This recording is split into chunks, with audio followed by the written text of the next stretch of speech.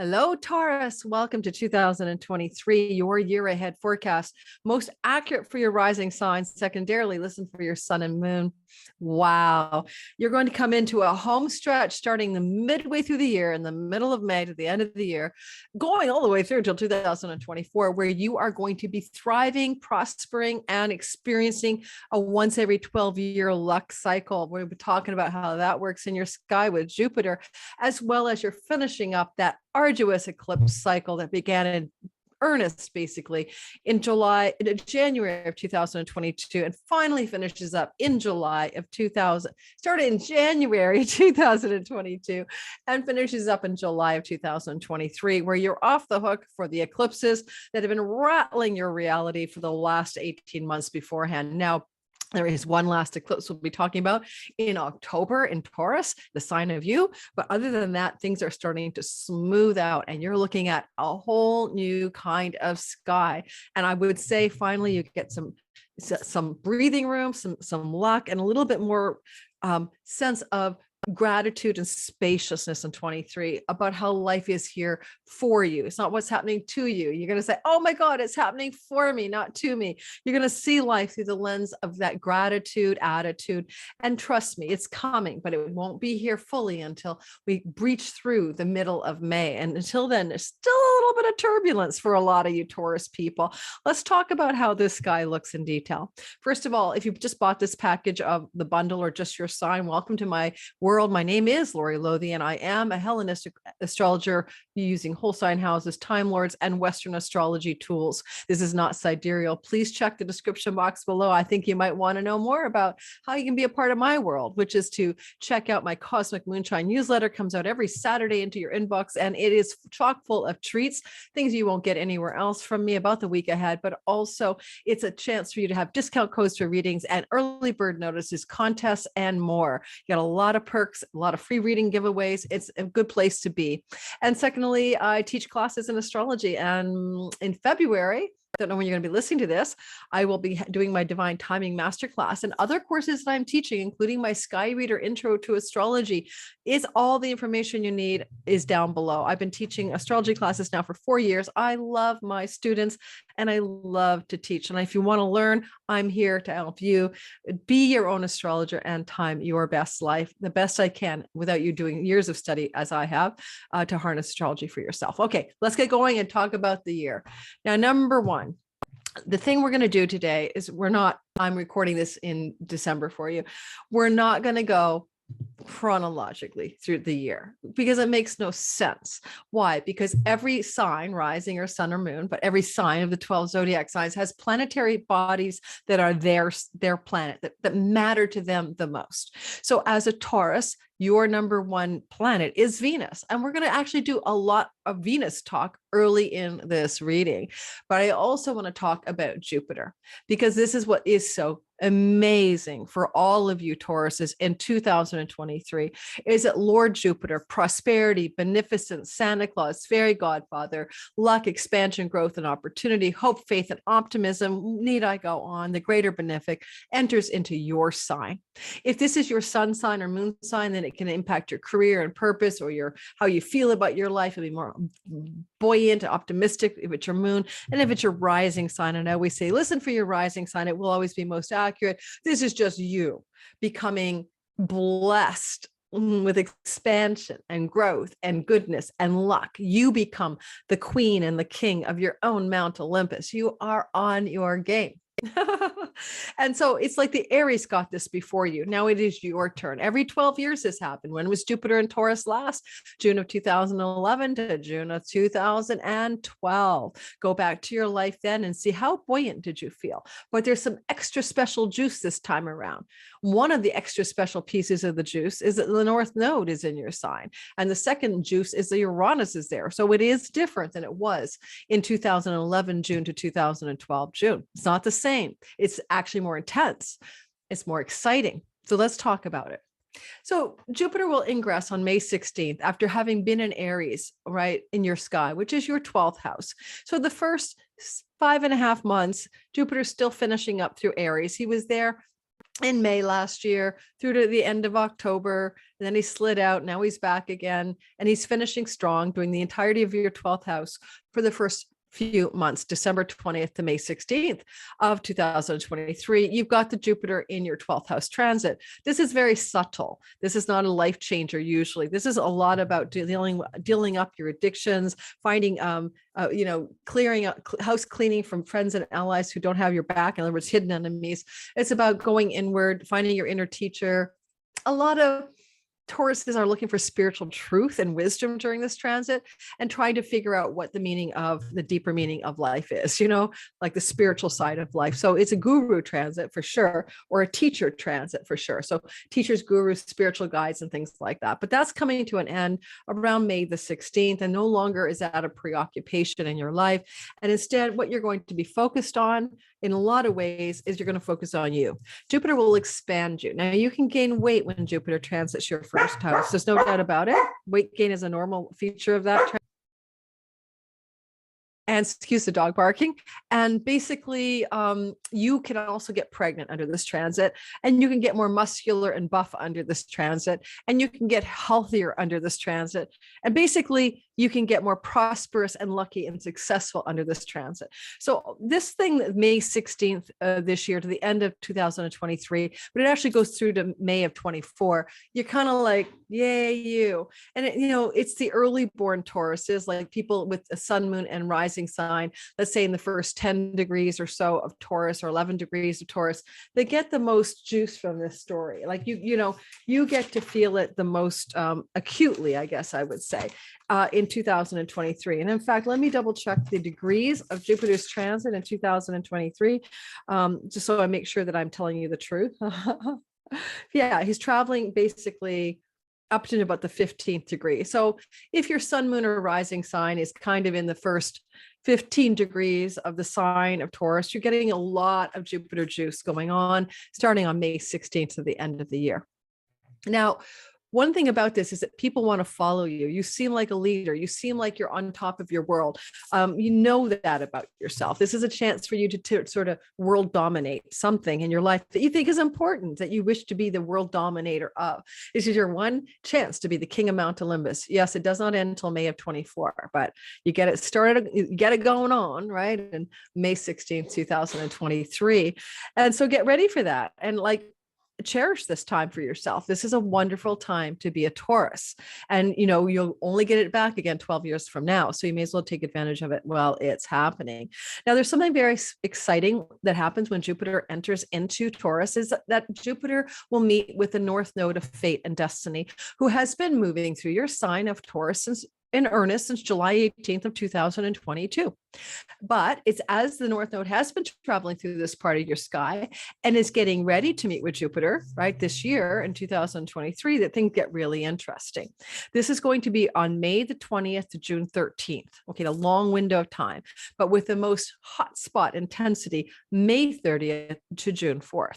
That's when it's pretty exact that Jupiter and the North Node are traveling together in the sky. They are meeting in the sky at that time.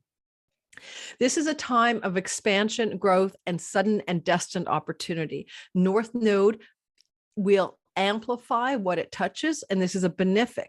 So this is extraordinarily positively energized, amplified Santa Claus in the house of you. You are lucky. You are auspiciously blessed. You are having this intense good fortune befall you, including prosperity and wealth and health. And so look for that. Yes, May 20th to June 13th, but most intensely, May 30th to June the 4th. Now, Jupiter retrogrades every year, and he will retrograde in the fall, September 4th through to the end of the year, December 31st. This means that you'll go back over some of this older ground around your health, your prosperity, your sense of power, your leaderful abilities. You'll go inward. You'll adopt an inward stance toward Jupiter. It won't be so much about, Vini Vidi Vici, he came, he saw, he conquered. You'll be more like, okay, I'm going to rest on my laurels, go inward, touch down with my inner truth, take a break, revise my strategy, that kind of thing. I need a tea sip. So it's a whole new vibe when he's retrograde, but it's not a bad thing. And of course, he goes direct on the 31st of December and will continue forward until May in the house of you of 24. So it's exciting.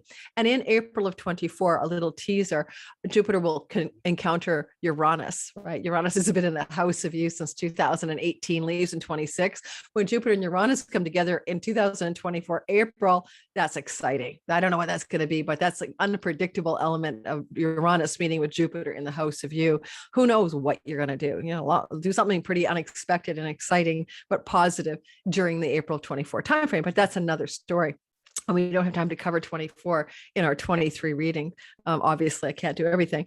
Let's keep moving, though, and talk next about what I thought I really was going to say in the beginning, but I detoured into the good news of Jupiter.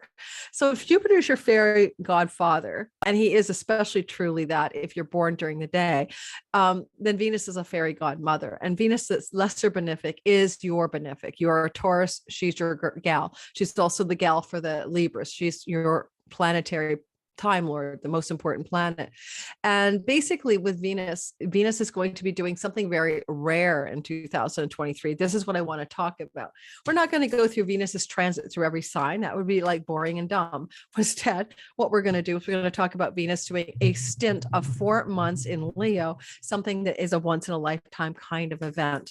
Yes, she will move through Leo for 3 to 4 weeks a month, 3 to 4 weeks once a year, not 4 months. When your benefic planet, the one that watches out for you, does something this unusual, you as a Taurus must be paying attention, because otherwise this is like a wasted opportunity. There's something about this. It's absolutely enchanting and magical. And this begins in June. And technically, to be clear, it's June, July, August, September, but the actual date of Venus's ingress into Leo, where she's going to spend a dog's age, is going to be on, drumroll please, ingressing in June 5th to October the 8th. So got that, June 5th to October the 8th. How does it impact you that she will be in Leo for 4 months? And why is she in Leo for 4 months? She's in Leo for 4 months because of a retrogradation.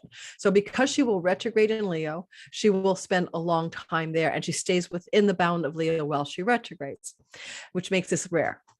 Number 2, this is your 4th house, Taurus. This is your land, your property, your home, your real estate, the house of the mother, your family of origin.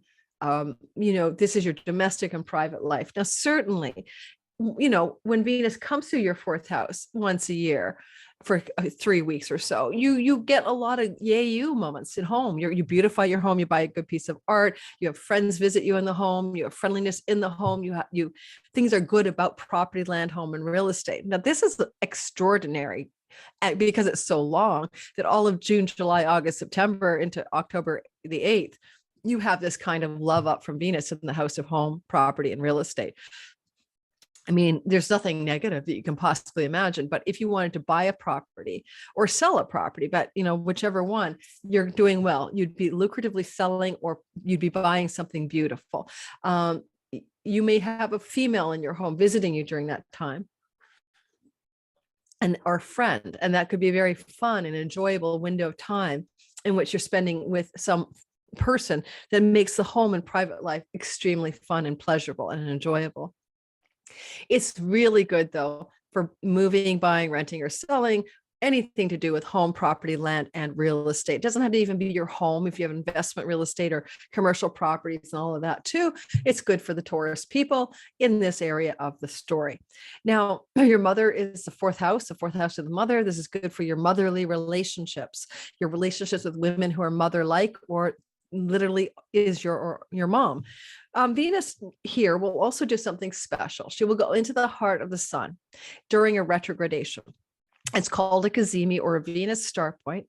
Now, the retrograde starts on July 22nd to September 3rd, which means that she's going back over old ground. So that could be being in touch with childhood friends, going back over some renovation and design projects in your home, just like kind of a backward momentum and all the things we talked about. But also, the cazimi, the star point moment, is happening on August the 13th. And you had a star point here as well, way back in 2019, where she star pointed as well in the sign of Leo.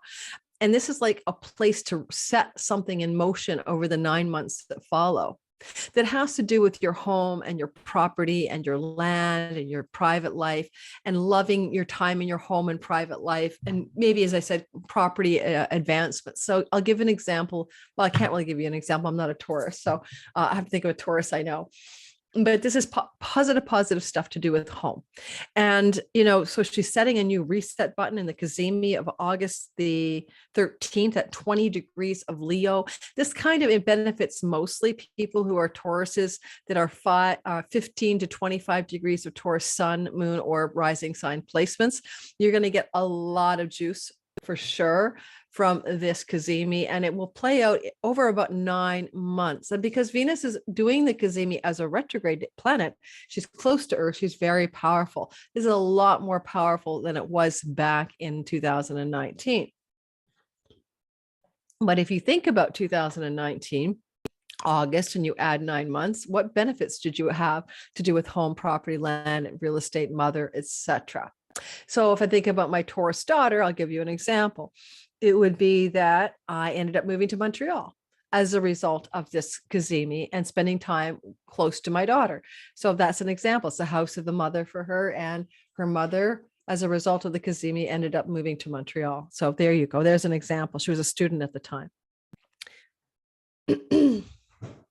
As well, you could be looking at a window of 4 months in which you're beautifying your home. This can be definitely interior design, redecoration, big shifts like that, buying new art, things like that. So it's just a lovely vibe for you in the summer. And if you are looking about changing your home, constructing, renovating, or moving home, there's also a blessing here. Mars will be participating with Venus, and Mars is the god of change. So when he moves through the 4th house, which he does once every 2 years, there is a signal that you may change your home. And Venus says benefic, blessed change of home. And so you'll have some support from Mars in that narrative between May the 20th to July the 10th.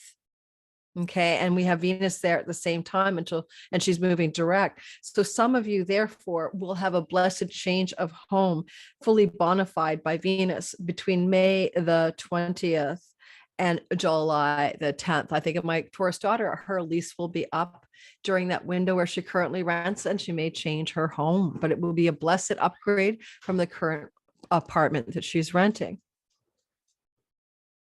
If she stops renting your apartment, I want to rent it. I love her apartment, and I could get in as a family member, maybe not have a rate hike. But anyway, moving forward, with this Venus transit, last thing in Leo, love close to home. If you're a single Taurus looking for love, this is finding love, June, July, August, September, close to home, not love in a faraway land. It could be a love with a childhood friend, love from someone from the hometown you grew up in, or love close to your home. This is where love happens. And once Mars is there, May 20th to July the 10th, then that's when things start to sizzle and you're having a hot time with love close to home. So you can meet somebody new. And if you meet during that time, May 20th through to July 10th, and you start a relationship, then it's going to be a very passionate and very sexually compatible love story that feels like you're close to home with the person, that they feel like family, they feel familiar, and it will be very lovely. Okay. So especially for the single Tauruses. If you're already with somebody, then it can just heat up your romance in the home and domestic life.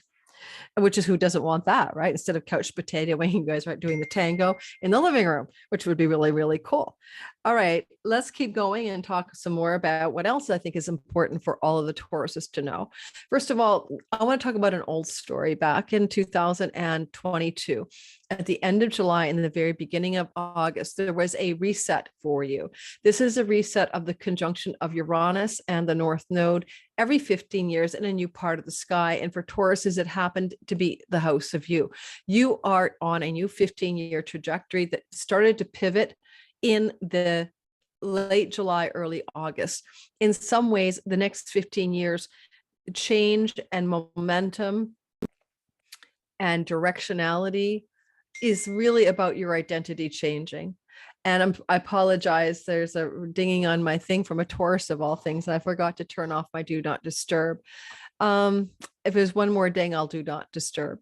Okay, so continuing on, one of the things I would tell you is that you are really being asked to find a inventive, freedom loving, original, outside the box expression of self, since Uranus entered the house of you in 2018 and doesn't leave to 26.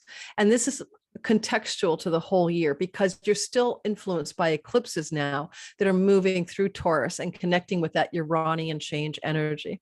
The eclipses that began moving through your sky in earnest with the North Node ingress in January of 2022 will not complete until July of 2023. The thing is that even as I say that, there are no significant Taurus eclipses going through the sky until October. And it is at that point a hybrid or partial eclipse. But before I talk about that one, let's just mention the May eclipse of 2023. There's an eclipse in May of 23 in the sign of Scorpio at about 14 degrees of Scorpio. Okay, I'll have to hit do not disturb. I think it's going to ding once more on my computer. If it does, I will. Okay, it's not dinging. Good. Wouldn't you know that I'm doing a Taurus reading? That's a Taurus sun that's texting me. I'm losing my thread. What was I saying to you guys? I was saying that you are going through this eclipse. Yes. So it's in May of 2023, and it's in the house of significant others, legal contracts and obligations, vows and oaths. It's your seventh house, business partnerships. Eclipses tend to bring change wherever they go. You've had South Node eclipses through your seventh house anyway, all through 22. You've already experienced the changes in marriage partnerships, changes in business partnerships. You've had a lot of turbulence. If you had a relationship starting up during that, it was a very karmic relationship, etc. Now, the eclipse at 14, it's really closer to 15 degrees of Scorpio, is on May the 5th. It is a lunar eclipse or a full moon eclipse. So a full moon in your seventh house can reveal to you, starting on May the 5th, add 6 months, and it may even percolate up to a month before, that there is some change on the horizon and a need for change with regards to business partnerships, legal contracts, and relationships, significant ones like marriages. Because it's a South Node eclipse, it's often about what we have to let go of that partnership, let go of that relationship, let go of that outreach to an audience. And so that's the story that is finishing up that cycle for you. And then there's the October eclipse, and the October eclipse is at 5 degrees of Taurus. Now, already the nodes have moved on to Aries, so it's a hybrid eclipse. There is an eclipse, but the nodes are no longer really in Taurus, but you can't discount it. So if you are a Taurus sun, moon, and rising, and your sun, moon, or rising sign is in the first 8 degrees of the sign of Taurus, you're going to feel this most of all. Some of you Tauruses, later degree Tauruses, won't necessarily feel it. So something like if you're born for your sun sign people, if you're born in the early part of the Taurus season, so anywhere between, let's say, April the 20th or 21st to the 29th or 30th of April, you get a lot of feeling into this eclipse. Now, the sun, which is representative of father, if your sun is in those degrees, it also could be something to do with the health of a father. If it's your moon in those degrees, let's say the first 10 degrees of Taurus, it can also be about your mother, not even about you, right? So it's a rising sign people who will feel it most directly about themselves. It's an eclipse that is going to be a partial lunar eclipse. So its strength isn't that strong. But a lunar eclipse tends to reveal something to you. There's something you need to see, something that will be revealed to you that is important for you to have an awareness of. So again, if it's your sun or moon in those degrees, it could be a health challenge or a situation with a parent that's difficult. But if it's about you as a rising sign, then there's something about your identity and your very selfhood that you need to address, and that you will be seeing something in a new light or being revealed to you about yourself in a new light over the 6 months that follow that October eclipse. And it is on October the 28th, technically 2023, add 6 months and maybe about a month before. And then, thank goodness, the eclipses are done with you. And the new eclipse cycle is the North Node moving in July of 23, into your 12th house. There's an expansion over the year and a half after that, 18 months of 12th house matters. The 12th house is your house of your dreams and your intuition, your past lives, it's foreign lands and travel, it's PayPal and Stripe revenue, or money you make from bartering and trading overseas with no boundaries, like so international monies. It can also be about travel to those foreign places as well. And with the North Node expanding that part of your sky, beginning mid 2023 in July, add 18 months, this becomes an area of very important interest to you. And a lot of times it's about spirituality and enlightenment. And if you want a moksha and liberation enlightenment story to happen, this can happen for you, especially because as the North Node travels through Aries in your 12th house, it encounters Chiron. Chiron can be the shaman, the guide, the mentor, or teacher. And some of you Tauruses are going to go down that rabbit hole. Trust me. Now, with your grounded earthy Tauruses suddenly go off and do ayahuasca, that kind of thing. Now, with the South Node, of course, moving into the Libra territory of the sky, this is also pulling you away from work and work routines and hard work that may have been consuming you at some point and no longer will, as well as South Node through the 6th house of sickness is a time to be careful for your health. Quite often, this correlates to challenges with your health, so you need to take care of your body. This is especially true for the Taurus rising, less so for the sun and moon people. Okay. A lot of times it leads to an end of a career path or a job path as well, but mostly true for Taurus rising, not necessarily as true for sun and moon. Now we talked about Jupiter and we talked about Venus, which is wonderful. Let's talk about some of the other stories that are happening in the sky for you this year. So what I want to focus on next is some game-changing shifts in terms of planetary storylines. We're going to talk about the fact that Mars, for example, who was in Gemini, which has been a long transit since August of 2022, finally gets the heck out of there, where he's been in your money and earnings house, really, really causing a lot of difficulty or challenge or change. Okay. If you go back to August 20th and you continue all the way through to March 25th of 23, the story will be about radical change, ups and downs, new directions, and spending a lot of money or even eliminating money or money being eliminated in your life. It is a money transit, and it's a once in a lifetime hardship because the sense that, Mars tends to be malefic one way or the other, and he's been going through there for so long. You may also have engaged in eliminating foods and substances from your life. No more wheat, no more this, no more that, no more wine, no more weed, no more things you put in your mouth, right? Mars here is good for plastic surgery, dermabrasion, and any procedures that involve abrasion or cutting to the face or throat. And certainly probably for some of you also looked like a lot of dental work going down. But all of the said and done, Mars will be leaving that part of your sky on the 3rd week of March. And some of that change, chaos, spending, money, elimination, food changes, all the stuff I talked about will finally come to an end, and Mars moves on. And this will feel a lot easier in your finances after the 3rd week of March. Now, Mars will then go into the sign of Cancer from the 3rd week of March, add 6 weeks. That's your 3rd house. And this will probably see a lot of you traveling. Mars loves to go on adventures and journeys and travel, and he's in a house of short distance travel. And for some reason, this would be a period in which travel seems to want to happen. Just be careful, of course, for accidents, especially while driving, while Mars is transiting in debility. A sign of his debility is fall, Cancer. This is not a good time for risky trips and risky travels, or especially risky driving. This can also be a time in which Mars is putting siblings on the radar for you, including potentially conflict or difficult conversations with siblings that could be happening during that time. And then this is over. Okay. It starts on March 25th and it ends on May 20th. Then Mars moves into your 4th house. Change of home, change of land, change of property, change of real estate, construction in the home, construction on property, construction in real estate. Now, this is also where I told you about the sexy tango and the love thing that starts to heat up. Well, he is participating May 20th to July 10th in your 4th house. So if you're not renovating, beautifying, redecorating, or doing an addition to a home, which are all very possible, then you're having an incredible amount of sexy fun at home during that time. Next, then Mars moves into your 5th house. Now, just to be clear, Mars only moves through one 6 signs a year. So he never makes it all the way around the zodiac. So this is your once every 2-year window where this kind of thing happens. Okay.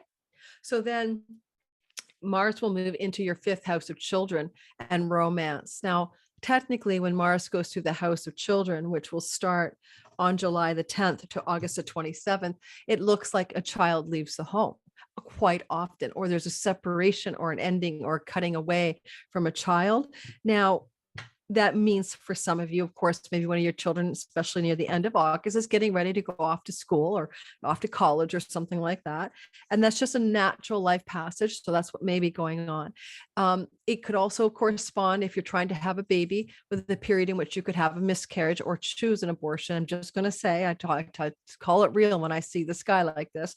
So no, those are things that could happen as Mars goes through the house of pregnancy and children as well, from those dates that I mentioned of July the 10th to August the 27th.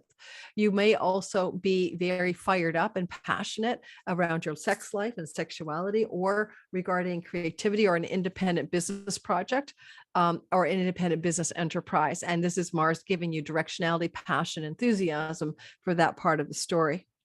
And then on the 27th of August to October 11th, he moves into your health house. Now, this is often a time, because he's in the house of his joy, where he'll help you get more physically active and find better routines and methods to improve your health.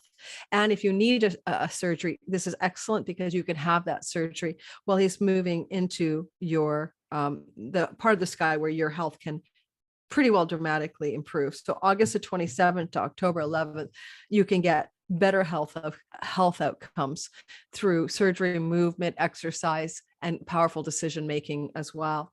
And sometimes this can be about leaving a job, or a job leaving you, or someone in the job space leaving the job, or someone being fired in the job setting, in the work setting. If you have a job, you may leave the job or change the job in some way during the August 27th to October 11th timeframe.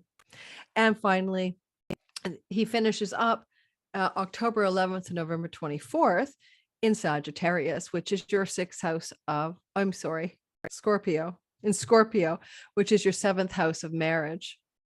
Now, if you're not married, this is just the person you're with and you're committed to. Mars can cause conflict in that relationship, arguments, disagreements, separations. So it's a time to be careful, because that's what can happen during that transit. It doesn't have to happen. People can get all fired up, right? Especially Mars in Scorpio. Also, truth telling and secret revealings in a marriage or long-term love story can happen during this transit. And your partner just may feel very confrontational or conflictual compared to their usual disposition. And again, this is not necessarily an end of a relationship, but is one of the risky zones for a relationship to come to a termination. And you're in that window, to be aware of that October 11th to November 24th. And it's also good for breaking agreements, illegal agreements included, if you need to break them. Then November the 24th to the end of the year, Mars will move into your 8th house of other people's money. Now, if you did have a conflict and a breakup with a significant business or love partnership, this is where you're separating out assets between October 11th to the 24th, or fighting over those assets or mutual resources. On the other hand, Mars here can correspond with money coming through a bequeathment or inheritance because of someone's sudden passing. And that's always a possibility when Mars is in the 8th house. And also, you may also spend a lot of money that you didn't mean to spend, or your partner spends a lot of money, business and love. So keep your eye on the finances with Mars in that part of your sky between the November 24th and the end of the year. Now, we're done with Mars. I just want to get the Mars story finished and move on and talk about some other big sky stories. Saturn is doing a very interesting leave taking of Aquarius, where Saturn has been traveling through your career and reputation house for a very long time, since way back in 2019 and 20 and 21. It's been such a long story. Saturn here is like a tough taskmaster in the house of your career. And you may have felt that you had to work really hard to succeed at something, and that your reputation depended on it. And if you have a path that you've loved and you've been on it, and you're hitting a mastery and power zone of success, But if you don't love the thing you're doing, or it wasn't the right direction and you weren't like on true north, then this is a time where Saturn is basically ending as well a certain career path. Now you're a student, then maybe your studies are the wrong direction. You're a parent, then maybe it's like I'm done with the at-home parenting. So Saturn has been in this part of your sky for a while, leaving finally on March the 7th of 2023. And so those first 3 months of the year, he's still there and he's going direct. So he's moving forward. He's completing old stories. Thank goodness. You're getting out from underneath what can be a feeling like duty, responsibility, and heaviness around work, career, and reputation. Good news here, though, is that with Jupiter in the house of you starting in May, no matter which way things swing, you're going to start feeling better about your life altogether. And Jupiter will be in your 12th house in a sextile to Saturn for the first 3 months of 2023. And this could be a lot of flow regarding international money, backroom deals and negotiations, career developments, kind of going out strong in that way. Now, when Saturn leaves that part of the sky on March the 7th, he will spend the rest of the year in the very early degrees of Pisces in your 11th house. Your 11th house of good spirit, of your hopes, dreams, and wishes, and your social groups and friends and allies. Now, Saturn tends to wean down, restrict, and compress and eliminate, sort of like lean it out, right? And so there's a beginning of a period of almost 3 years in which you're going to, no doubt about it, change and lean out your friendship groups, circles of association, and groups of belonging.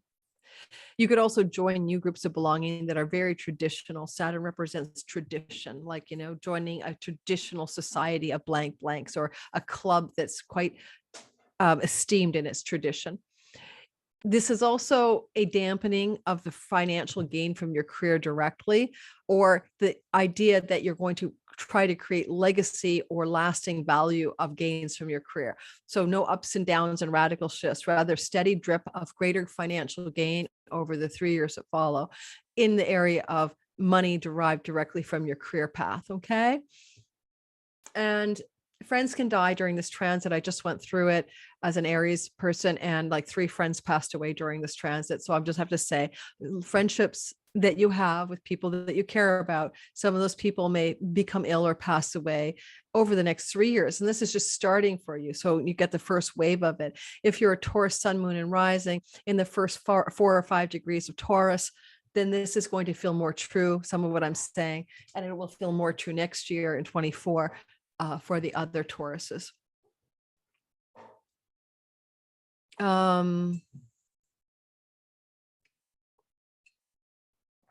Saturn will make you very realistic, March 7th to the end of the year, about your goals, dreams, hopes, and wishes, and plans for your life.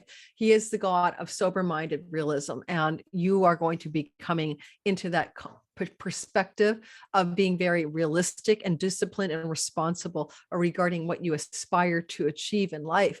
And so in some ways that's good, because Neptune has been here since 2011, giving you some overreaching, fantastical, delusional dreams and wishes for and hopes for your life. And Saturn comes in, let's get real, and let's make sure we can bring the fantasies down to reality for what's truly attainable in your life story at this point. And that's his job over the 3 years, actually.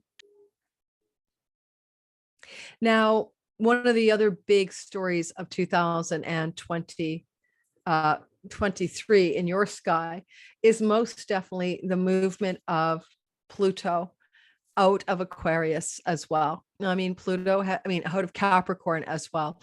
Pluto has been in Capricorn since 2008. That's your 9th house. That's your house of higher education, foreign shores and lands, court and legal affairs, visas and travel to foreign shores, things to do with book publishing, things to do with father figures, and things to do with your spiritual beliefs. A lot of meanings for the 9th house.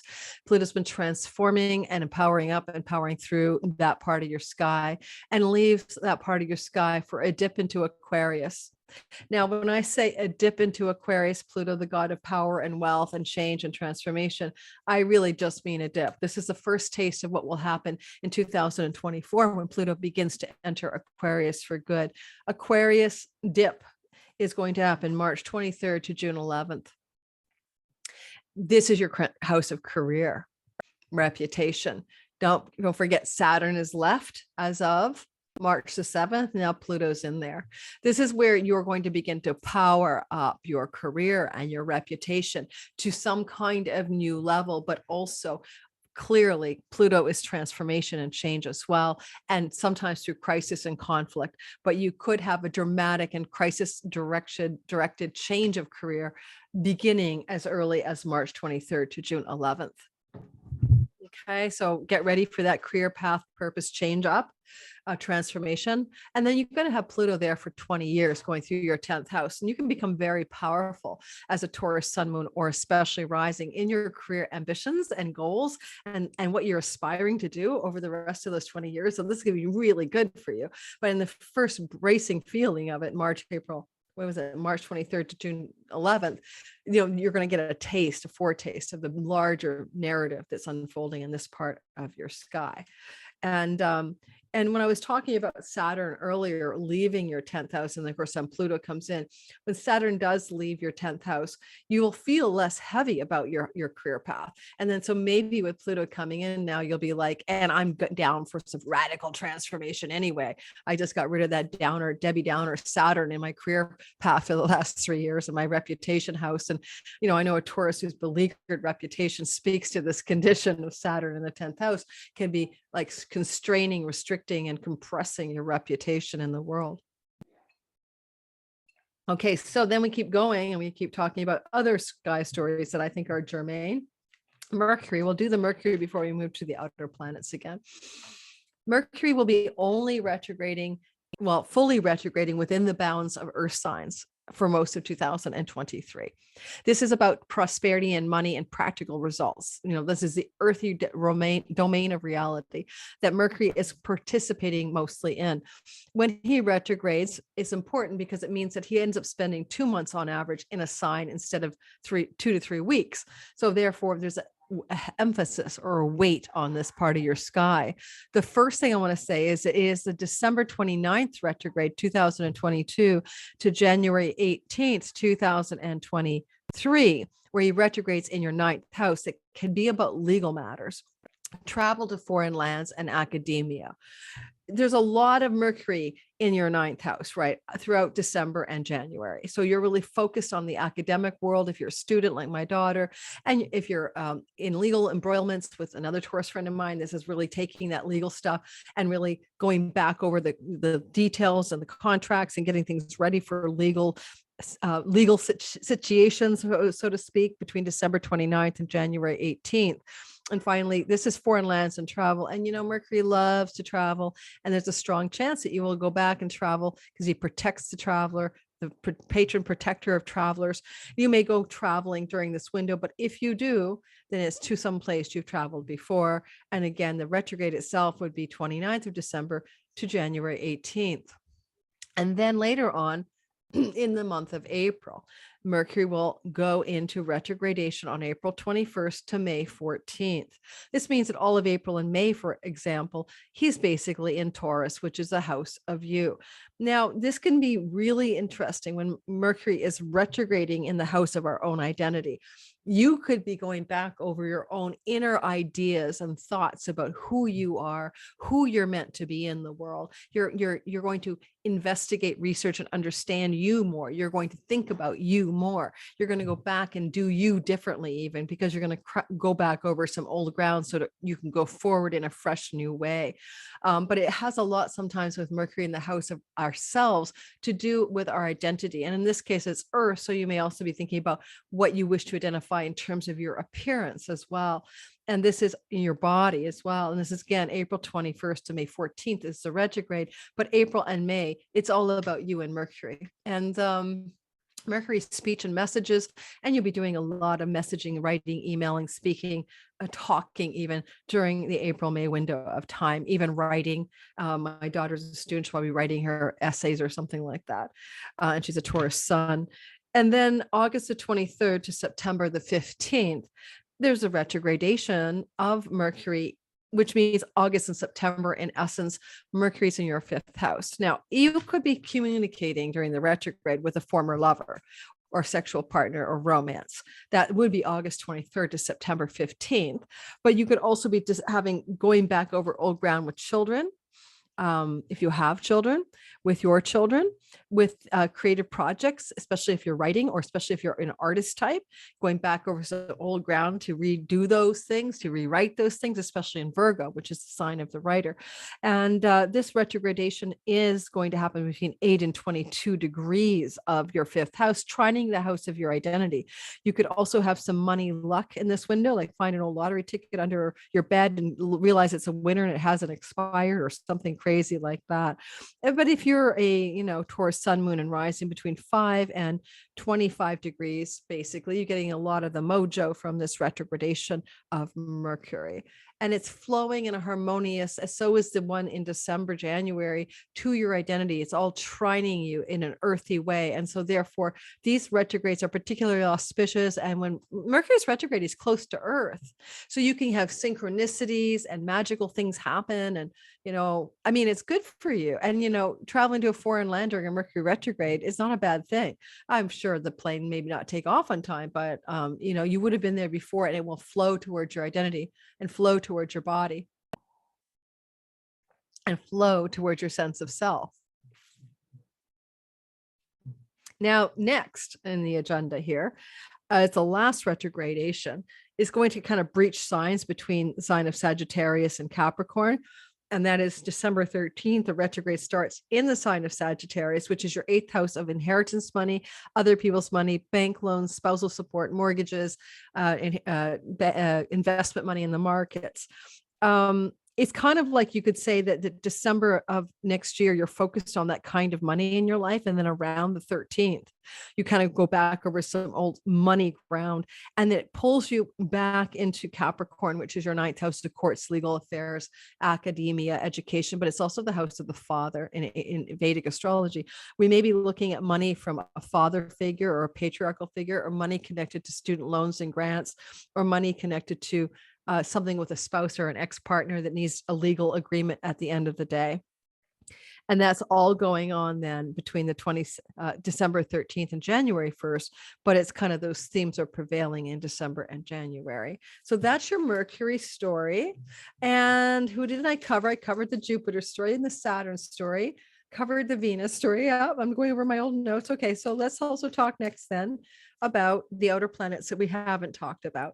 So I talked a little bit about Uranus in the house of you, which has been happening since May of 18 and ends in April 26. Just know you're up for serious renovation, and fly your freak flag and be unique and an individual, and don't follow the rules and rebel against society. Not the things that Taurus fixed signs normally do, steadfast, loyal, dedicated, predictable you, but Uranus is disrupting your status quo. And that just keeps on going. But if you have your sun, moon, or rising between, let's say, 10 and 25 degrees of Taurus, you're going to have that Uranus transiting over your sun, moon, and rising sign during its movement between 15 and 23 degrees of Taurus, or close enough to those parts of your chart to be engaged. So it's a relentless change of identity and sense of selfhood, and unexpected changes of identity and sense of selfhood that's ongoing for all of you, and it's very intense. I mean, if it's on your ascendant particularly, especially a retrogradation station or something, you could feel like with Uranus there, you're having kundalini activations or spiritual awakenings or pineal gland downloads, that kind of thing. All right. And then Neptune, the god of dreams and imagination, has been moving in your 11th house. And I talked about it lightly. I said, you've been having fantastical, imaginal, highfalutin dreams about how your highest goals and dreams and wishes should look in your life since 2011 when he entered there. And he's going to be out of there, thank goodness, because sometimes he can make you dream into your reality fantastical but unrealistic things that will never come to pass, delusional even. He leaves there, in 2026. This year, However, Saturn does join him. So even though he is still there moving between 22 and 27 degrees of your 11th house, you may find that this is a time with Saturn joining in after March 7th, that you're able to bring some of your dreams March 7th to the end of the year, your high dreams, your highest imaginations for your life, down to earth and into reality, to make them tangible and real. You can give form to the formless. You can give structure to the structuralist. You're going to find that you're able to like make real what you've always wished and hoped for. So this is going to be that way auspicious for you. And your friends and allies, you may pare away the deadwood, the fantastically imaginal idea of this being a good friend, and realizing, nah, Saturn said kibosh that person. And that is true too, especially with Saturn there after March the 7th to the end of the year. If you have a job in the film industry, storytelling, photography, glamour, music, and Saturn is now joining Neptune here, you could have some significant gains financially from those fields of industry if that's a part of your world. All right. And then Pluto, of course, I did talk about Pluto entering into Capricorn already, out of Capricorn into your 10th house, amplifying your career. So we won't go back to that. The last thing I want to talk about is just the general principle that you no longer are under duress by eclipses. And I feel bad for all the Tauruses I know, sun, moon, but especially rising sign. They've been under one of the most challenging cycles in history. Like the end of July, beginning of August, the North Node Uranus joining together with Mars hasn't happened since like 2000 years ago. And it happened to you, and it's still informing what your story is about, huge changes in your identity. And a lot of it can be destabilizing because you're a fixed sign and you don't like change. And so for you, I have to give you credit for surviving all of this, but it's coming to a close. And that's the biggest thing I would say, is that after July 18th, when the nodal axis moves away from you into the subtle realms of your 12th and 6th house, the south north axis, your life will start to feel a lot better, and you'll start to feel like you've just come out of the storm, and now you can take a breather and figure out what it is that you're going to do with all these changes that you've encountered in your identity and in who you are. I don't think I missed anything that I needed to mention. I'm looking at all my planetary storylines. I think we're good to go. I'm just gandering through here. No, I'd say that's I would say this: in the end of December of 2023, Mars will rise in Sagittarius, and this can open up an opportunity for a lot of Tauruses that will follow December of 23, add 2 years, a strong capability and ability to generate incredible wealth in your life, and especially through investments, partnerships, spousal shared resources, things like that, inheritances as well. So that isn't here yet. That does start at the very end of 2023. And before that, in the fall of 23, with Mars going into the heart of the sun in Scorpio, that's kind of where his death knell is. That could lead to an end of a significant love relationship or business partnership. It can also be the promise over the 2 years that follow of some significant new and very powerful relationship, especially marriage type relationship in your life. All right. Thanks for listening, Taurus. Don't forget to check my description box for everything I have to offer. You might want to sign up for my Cosmic Moonshine newsletter and get all the perks and discount codes for reading with me. Now, these days, I'm booked out 2 months in advance, at least, to see me, unfortunately, but if you want to do that, you can. And also check out my classes I'm teaching. All the information for my courses in 2023 that I've set up already are in the description box. Thank you so much, and I wish you the best in 2023. Bye, Taurus.